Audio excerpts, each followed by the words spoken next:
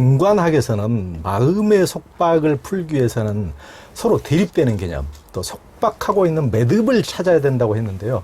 어떻습니까? 네. 매듭. 이제 공사상이 모든 개념의 실체성을 비판하는 거거든요. 네. 근데 모든 개념은요, 이제 단어들, 이거는 홀로 발생한 건 없어요. 홀로 발생한다고 할 때, 홀로 생겨난다고 할 때 한문으로 고기, 고립적으로 일어난다 이렇게 일합니다. 그 전문 용어입니다. 근데 모든 게 연기합니다. 그래서 이제 예를 들어 갖고요. 하늘 하면 하늘 아닌 게 있겠고요. 그렇죠. 나 하면은 이제 당신이든지 이렇게 대립개념.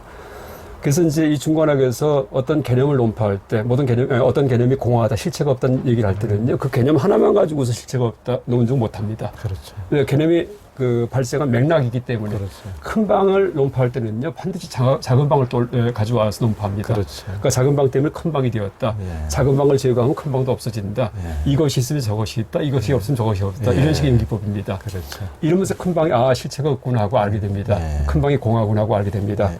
그렇듯이 어떤 개념이든지 간에 우리가 그걸 논파하고자 할 때는요, 이 개념이 발생하게 만든 그런 대립 개념이 무엇이었나를 찾아야 됩니다. 개념의 매듭을. 그래서 누가 걸어갈 때, 걸어가는 사람을 갖다 논파할 때는요, 그 걸어가는 사람이 주체이기 때문에 걸어가는 작용을 갖고 옵니다. 걸어가는 자가 걸어간다. 이렇게 해서 이제 논파를 해요. 네. 그게 중론 관거래품이에요. 네. 보통 가는 자가 간다. 가는 자가 간다 하면은 감이 두 개 있게 된다. 네. 중론 계속에 이렇게 나옵니다. 네. 그러니까 가는 자 할 때 감하고 간다 할 때 감이다. 그러면 이제 모순에 빠지죠. 의미가 주목됩니다. 실제는 누가 걸어갈 때 하나의 현상인데 거기에 대해서 가는 자, 간다 두 개의 개념을 만들어 버려요. 머릿속에서 분별합니다. 그래서 이제 그렇게 우리의 사유가 이제 하나의 현상에 대해서 분별을 해갖고 두 개의 이제 어떤 사건을 조작해내는 이게 바로 분별이고 이걸 그렇죠. 비판하는 게 중관학이에요. 또 비가 내릴 때 강우현상도 비가 막 내릴 때 실제 하나의 현상인데 말로 할 때는요 비가 내린다 이렇게 말을 해요. 안 내리면 비가 아닌데. 그렇죠. 물도 아니고 내리기 때문에 비인데. 근데 비 벌써 내리고 있는데 거기에 대해서 내리는 비에 대해서 또 내린다 이렇게 말을 해버립니다. 그렇죠. 그래서 내림이 두 개 있게 돼요. 의미중복입니다. 네, 역전 아바가 똑같은 거예요. 그럼요. 그래서 이제 그렇게 이제 비판하거든요. 그러니까 비를 논파하려면은 내림을 가져오고요.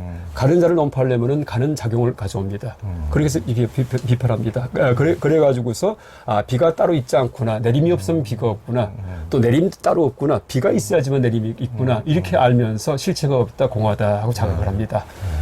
근데 이제 그런 것들은 쉬운데 예를 들어갖고 나를 논파할 때나 내가 있나 없나 할 때도요. 단어는 나예요, 나. 근데 나를 쓰는 맥락이 여러 가지입니다. 세계 속에서 내가 있다. 이 세상에 내가 태어났다. 이러면서 나를 갖다 논파할 수도 있어요. 그때는 세상과 나의 관계예요. 그러니까 비와 내림의 관계처럼.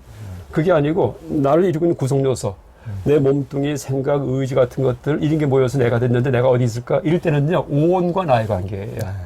또 남과 나, 저기 남이 있고 여기 내가 있다. 이러면서 또 나라는 말을 쓸 수 있습니다. 그래서 내가 이제 무아라는 걸 알기 위해서 자아가 없다는 거. 그러니까 사유에 들어갈 때 내가 생각하는 나가 어떤 의미의 나인지를 먼저 파악을 해야 됩니다. 그게 매듭을 찾는 거예요.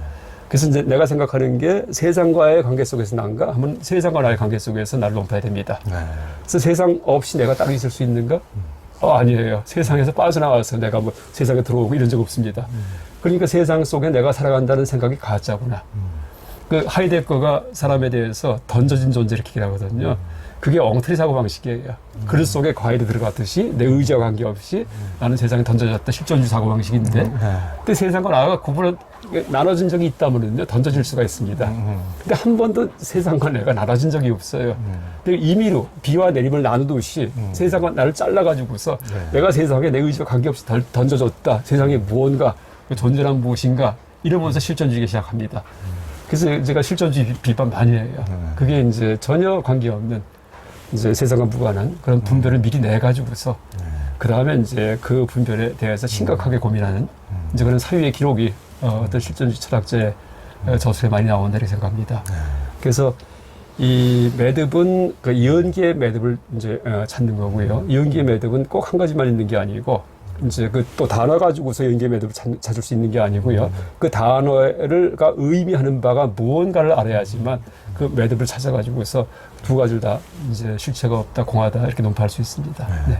그러니까 우리가 가장 많이 쓰는 나라고 하는 것도 여러 여러 가지 세상과의 관계에서나 또 요즘은 이제 몸뚱이를 금덩이처럼 다 소중하게 여기니까 몸이 나라고 생각하는 나, 또 어떤 이제 교수님처럼 사상가들은 나의 사상과 어떤 그렇죠. 이게 나. 이게 나라고 근데 이제 생각. 보통 사람들은 한국인들은 이제 대명부를 주신 명예를 너무 중시하니까 명예가 나라고 생각하면은 맞습니다. 이제 검찰청에서 뭐 이제 명예가 완전 누락되면 이제 한강 건너다가 그냥 자살했다니까. 떨어져 버리고 명예가 나라고 생각하는 이제 때문에. 그런 분. 네. 아니면은 이제 몸뚱이가 나라고 생각하시는 분도 많이 있고 또 그 뭐 뇌가 나라고 생각하는 그렇죠. 사람들이 많이 있지만 또 뇌파가 뇌사 상태에 들어가면 우리 죽음으로 또 치쳐버리잖아요. 몸뚱이는 살아있다 하더라도 그런 것처럼. 제가 재밌는 얘기 하면은요, 몸이 나라는 생각이요. 제가 이제 치과 했었어요, 옛날에. 근데 이제 태릉 선촌이 근처에 있었어요, 옛날이기 때문에. 근데 운동선수들이 가끔 오십니다. 근데 주사 놓을 때 이런 유도 선수, 이제 그런 분들인데 막 식은땀이 흐르고 너무나 겁이 많아요. 운동선수면은 유도할 때 막 다치기도 하고 피나고 하는데 주사 정도야 아무것도 아닐 것 같은데 근데 겁이 더 많아요. 그래서 왜 그런가 하니까 이분들이 몸을 다하로 생각할 수 있겠구나. 그 생각을 했었습니다. 그래서 이제 그 몸이 가장 소중하기 때문에 거기에 대한 위안이에요. 본인이 나서 갖고 싸우는 게 상관없지만은 근데 그게 한두 분이 아니고 거의 똑같이 굉장히 이제 그런 뭐 째는 거, 뭐 주사 놓는 거에 대해서 오히려 겁이 더 많구나. 몸에 대한 집착이 훨씬 다른 사람. 그래야지만 운동선수를 아주 참 좋은 역할을 하기 때문에 그래서 그렇습니다. 그런 또 특성이 또 있구만. 그래 무엇을 우리가 나라고 생각하는지 어떤 나라고 할 것이 없는데 다양한 의존 관계 속에서 나도 형성되는 것인데 많은 사람들은 어떤 도그마틱하게 어떤 한 가지를 대표적으로 나라고 생각하는 경향인데 그렇죠, 맞습니다. 진단은 예를 잡아서. 어떤 보여주는 것 같습니다. 그리고 이제 우리 마음은 동시에 두 가지 일을 할 수가 없다고 하는데요. 그게 이제 이심불국이라고 하는데 보통 우리는 여성들은 전화는 전화대로 수다 떨면서 뭐도 하고 두 가지 일을 동시에 할 수 있는데 남자들은 보통 못 한다고 우리가 이제 그런 얘기도 보통 하지 않습니까? 그런데 실상은 어떻습니까? 이심불국이 불전에 나오는 얘기고요. 그러니까 이심 두 가지 마음이 불국이 함께 굳잡니다. 함께 일어나지 못한다 이런 뜻인데 실제 현대 심리학서도요 이제 그렇게 일합니다. 그러니까 주의, attention. 그러니까 주의가 동시에 두 군데를 갖다가 주의를 기울이지 못한다 얘기를 합니다. 그걸 주의의 병목 현상. 그러니까 병이 있으면 목으로 나갈 때 막 여러 가지 감각이 들어와도요 실제 나한테 의미 있는 것은 작다는 얘기예요. 그렇게 이제 표현을 하는데 불교적으로 푼다면은 왜 그런 일이 일어나냐 하면은요. 1초가 그러니까 75찰나로 구성되어 있습니다. 그러니까 찰나라고 할 때 찰나가 75분의 1초예요. 근데 그걸 어떻게 계산했냐 하면은 아비달마 구사론에 하루는 뭐 몇 찰나로 되어 있고 하는 그런 설명이 좀 있어요. 그걸 곱하기해서 나누게 해보니까 1초가 75 찰나로 되어 있구나 하고 계산이 나옵니다. 근데 그게 뭐 거의 정확합니다. 75분의 1초가 찰나인데 그게 물리적 시간이 최소 단위가 아니고 그러니까 심리적 시간이 최소 단위예요. 그러니까 나한테 파악되는 시간이요.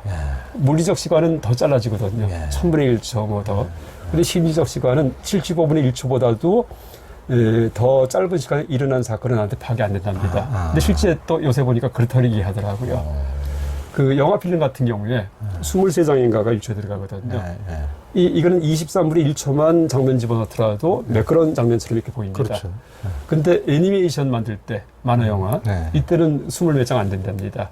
이때는 한 60장 들어간대요. 왜냐하면은 영화 필름은 실제 영상을 찍기 때문에 흐려진 영상, 이게 휙 지나갈 때 블러드하게 이렇게 흐려진 거, 이게 다 이 영상에 나오기 때문에 그걸 그냥 23장인가만 돌려도 자연스럽게 보인답니다.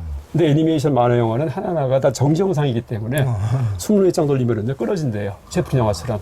그래서 이제 60장 정도 만들어야지만이 부드러운 영화가 되고, 안 그러면은 일본 만화들 보면 입 벌릴 때 딱딱딱거리거든요. 이렇게 된답니다. 근데 60이 70이랑 비슷하잖아요. 그래서 이제 근데 또 거꾸로 한 100장씩 만들고 하면 무의미합니다. 그 사람 보장 못, 돈만 많이 들지. 그러니까 이제 필름 낭비입니다. 그래서 이제 1초 동안에 75번을 갖다가 우리 주의가 집중을 하는데, 75번이요. 그러니까 똑딱 할 동안에 75번을 튄다는 얘기예요. 마음속에서. 그래서 우리가 동시에 두 군데 일을 하는 것 같지만은요, 두 군데 일을 하는 게, 두 가지 일을 하는 게 아니고 왔다 갔다 하는 겁니다. 그러니까요. 근데 어디에- 그러니까 얘들이 맨날 그 음악 들어야 공부가 잘 된다고 하는데 그게 아니고. 그렇죠. 이게 들으면서 왔다 갔다 하면서 이제 음악 소리 좋으면 또 일 빠졌다가 또 왔다 이렇게 합니다. 그래서 이제 또 하나 얘기가 티베스님 같은 경우에 그러니까 뇌파를 찍어보면은 감마파가 많이 나옵니다.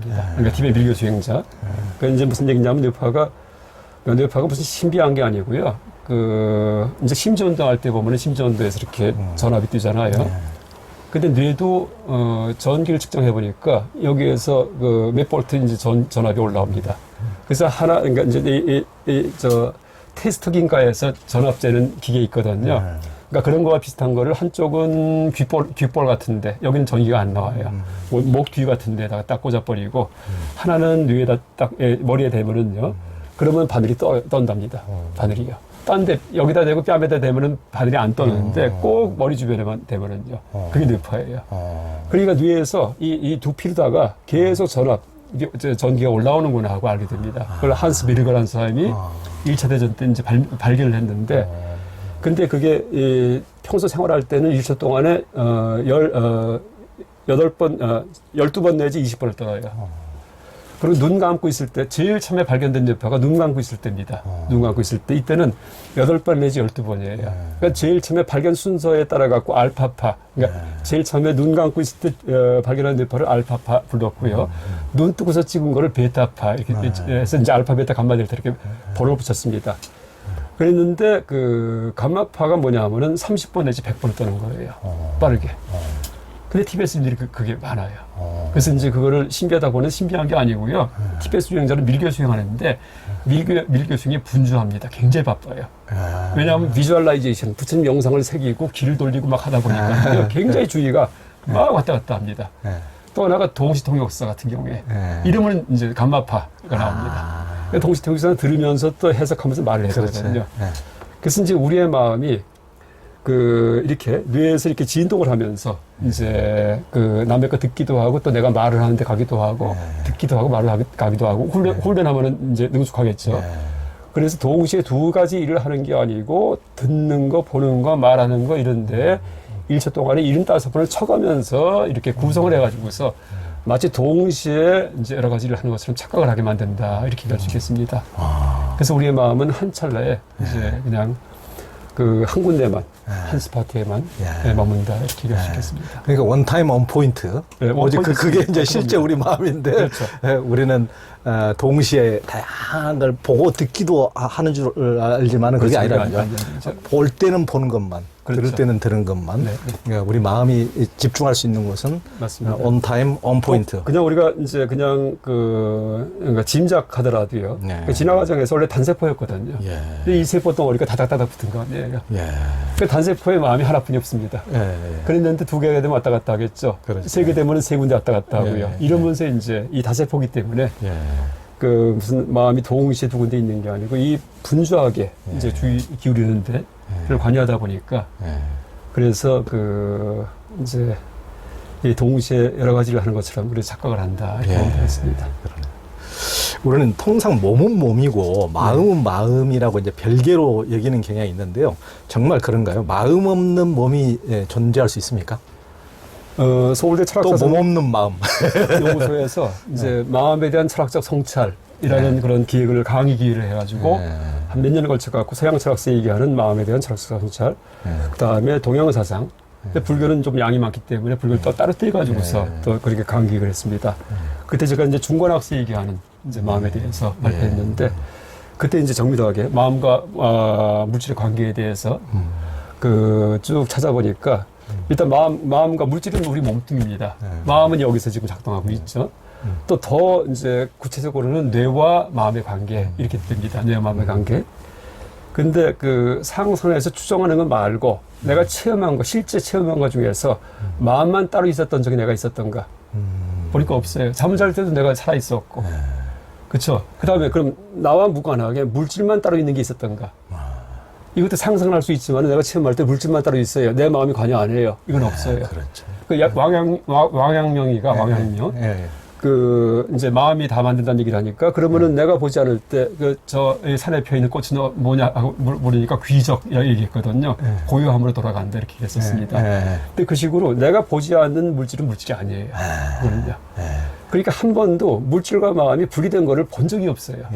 김춘수의 시 꽃. 그럴 수 있습니다. 오직 내가 볼 때만 나는 꽃이었다 그럴 수 맞습니다. 예. 그러니까 이제 마음과 물질이 이제 답이 이제 제가 그 논문의 결론이 저겁니다. 물질과 마음을 나눠 가지고서 마음이 어떻게 뇌에 관여하는지 이런 얘기를 하는 거. 이것은 휴도 프라브럼 뭐냐면 의사 질문이에요. 유사 의문, 가짜 의문입니다. 그러니까 뭐냐면은 이제 근데 이 얘기를 그렇게 중관학과 추구하다 보니까 중관학에서 추구하다 보니까 그 초기불교에서 부처님께서 하신 얘기예요. 그 명과 신이 같은가 다른가, 영혼과 육체가 같은가 다른가 할 때 침묵하시거든요. 왜냐하면 그 질문 자체가 잘못돼요. 영혼과 육체가 나눠진 적이 없는데 그걸 본인이 임의로 나눈 다음에 같냐 다르냐 이렇게 물어보는 거니까 이것은 뭐 성녀의 아들이 얼굴에 피부가 흰가 검을까와 똑같다는 뭐 그런 식의 이제 의문일 수 있습니다. 그래서 우리가 물질 마음 또 마음이 뇌에 어떻게 관계되는가 이런 말을 자꾸 이제 하고 연구를 하고 있는데 또 논문도 많이 나오고 그게 이 시작부터 이제 첫 단추를 잘못 깬 그런 슈도 프라블럼이다라고 볼 수 있을 것 같습니다. 그러네요. 그 요즘은 이제 뇌과학이 굉장히 뜨고 있어가지고 모든 것을 유물론적으로 이제 파악하기도 하는데요. 종교적인 체험도 이제 측두엽 간질병의 일종이라고 이제 하는 주장까지 나오는데요. 또 뇌질환자가 이제 종교의 창시가 될 수도 있다고 이제 그 교수님 책에서도 그렇게 하셨던데 어떻습니까? 그 뇌질환자, 종교 창시자를 갖다가 뇌질환자로 보는 그 사람이 가자니가예요. 미국의 그 뇌과학 전문가 최고 권위자입니다. 가자니가 그 책에 나와 있습니다. 그래서 무슨 얘기냐면 간질병, 보통 요새 뇌전증이라고 얘기합니다. 뇌에서 전기 발작하는 건데, 그러니까 뇌가 이제 정보 전달하는 그 전기줄 덩어리예요. 실제는. 근데 전기줄만 있는 게 아니고 전기줄이 끊어져 있습니다. 근데 끊어진 데 사이에는 여기는 신경 전달 물질, 요게 전달하고요. 그 다음에 뉴런, 이제 그 신경세포 내에서는 전기로 전달하고요. 그러니까 화학적 전달, 전기 전달이 복합된 게 뇌예요. 이러면서 이제 우리가 사유하는 거, 뭘 바라보는 거, 귀에 들리는 거, 모든 의미의 세계는요, 다 전기 현상이에요. 그러니까 쉽게 얘기하면은요, 전기불 켜 있는 거, TV비 보는 거, 이때 전기 들어오죠.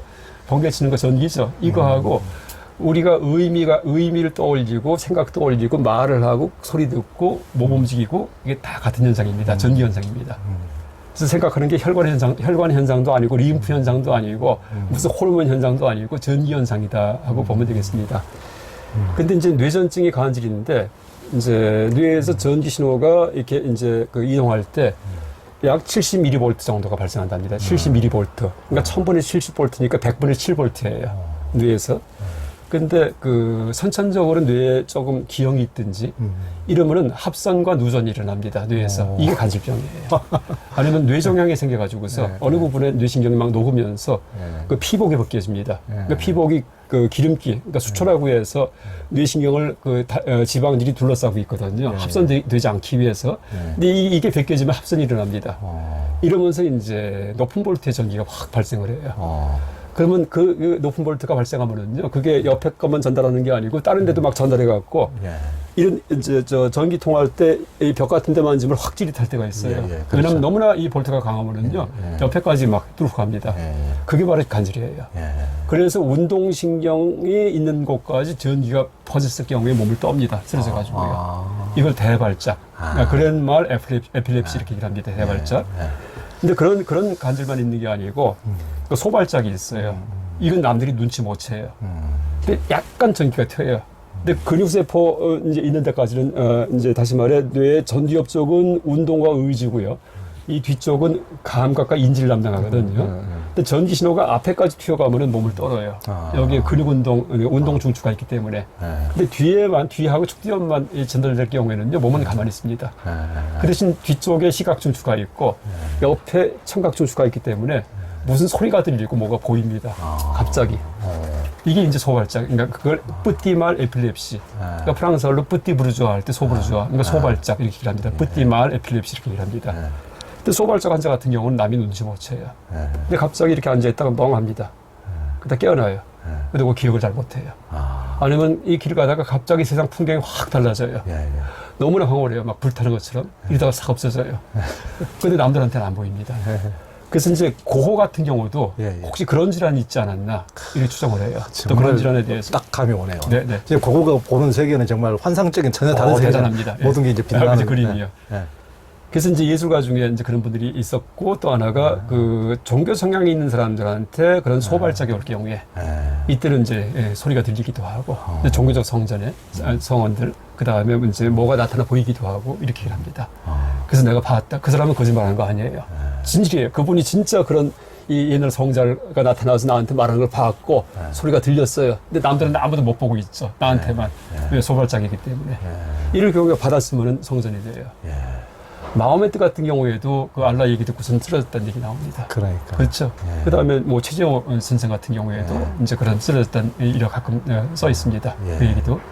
또 최근에 그 현대에 생긴 미국의 개신교 계통의 어떤 종파, 이 거기에 교주 되는 분도 여자분이 있는데 10대 후반에 이제 돌을 맞아갖고서 나중에 20대에 갑자기 간질 일어났는데 이분이 갑자기 이제 그런 소리 들으면서 쓴 게 이 경이 됩니다. 기독교 쪽에. 그래서 이제 그 아마 가자니가가 이제 그 뭐 가자니가 여러 가지 예를 들어요. 이러면서 그런 그 사례 가지고서 이 종교 창시자가 되게 뭘 보고 들어갔고 자기는 진심이죠. 진짜 봤기 때문에 들렸기 때문에. 그렇지만은 그게 이제 의학적으로는 그 종교 철학 사상 이런데 척한 관심을 갖는 사람들한테 일어난 소발적 간질이다 이렇게.